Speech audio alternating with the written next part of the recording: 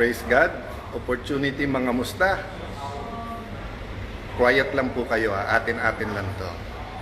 Pero iparating natin sa NBI, sa DOJ at sa Malacanang. Tayo-tayo lang ha. Oh. Sabihin natin sa DOJ, sa NBI at sa Malacanang, di kayo halata ha. Slight lang, pero hindi naman kayo halata. Pero alam nyo po, meron biblical principle.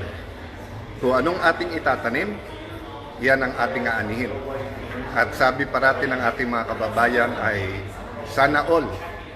So, ito proposal natin sa NBI, sa Malacanang, at saka sa DOJ. Imbestigahan niyo yung Southeast Asian Games of 2019 kung saan tayo nag-overall champion at tinangala ng buong Southeast Asia. Imbestigahan nyo ng husto, bigay nyo lahat. We will support totally. Pag sinabi kong we, ako, at hinihimo ko lahat ng mamayan, supportahan yung investigasyon na yan. Tapos, ako naman, 10 ng aming mga kasama na ngayon ay nasa minority, imbestigahan naman namin ang flood control. Deal? So, madali lang yan, Malacanang, kasi sumusunod naman sa inyo sila Senator Erwin, sila Senator Lacson, yung mga nasa Blue Ribbon. Kalabitin nyo na. Total, 30 weeks. Matagal po tong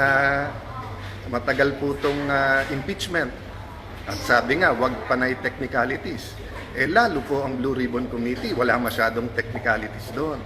So, wag po tayo mangamba sa kahit anong investigasyon. Salamat po sa lahat na nagpaparating ng suporta, lalo po yung prayers.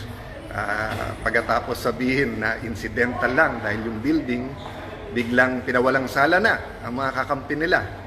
Tapos sinabi ng DOJ, tama yung investigasyon na yan. Tapos ang Malacanang, naimbestigahan na daw yung sekretary nila, pero ako daw, hindi pa. Okay lang, imbestigahan natin lahat. Pero hindi naman siguro bad words ang flood control. Ang bad words ay cover up. So, tamang-tama, magsosona na ulit. Bigyan natin ng pwedeng pag-usapan ang mahal natin Pangulo na tunay na mga pangyayari. May list na kami ng mga witnesses na mga matitibay. Yung iba, nasabi na in public.